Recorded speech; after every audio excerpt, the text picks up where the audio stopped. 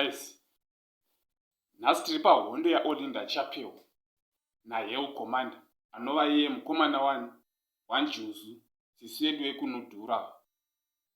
Olinda, nyaya yakamira yakadai. Olinda akaisa post achitaura kuti zvakanaka kuenda kuchikoro after njuzu avhundisira vanhu kuti chi post ndiyo yamuri kuona, avhundisira vanhu kuti mukaramba muchiseculator mavideos angu nemanude pictures naex boyfriend wangu mashawa ameno mashawani ndichamwa mapiritsi overdose kuti ndife. Saka nyaya yakamira yakadai. Ani mukona screenshot iyi ya ndo nyaya yacho. Nyatsai kuverenga muchinyatsokuhwisisa pane nyaya yacho guys.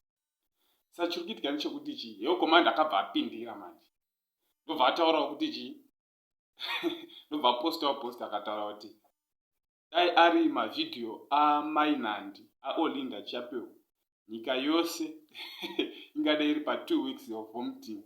Ndo post yamuri kuona. Nyatsai kuverenga munyatsokunzwisisa guys. Then Olinda manje Olinda akati handingaitirwi izvozvo ini. Because Olinda akazoitawo live video achiblasta Olinda, achiblasta Hell Commander nanjuzu.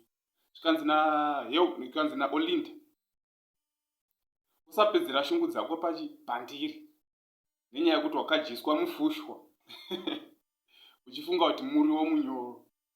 Hanzi plai futi ini handisi zupko rinokwirwa nemunhu wese wese. Post verengai screenshot iri guys, munyatsokudi kuona pane nyaya yacho, munyatsokuzvinzwira. Saka ndo hondo iripo. Olinda Chapel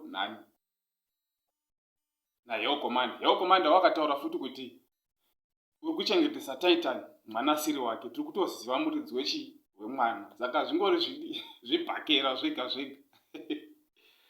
Zvibhakera zvega zvega murume nemukadzi. Olinda naHell Commander. Ndo chadangoya nacho guys chiti like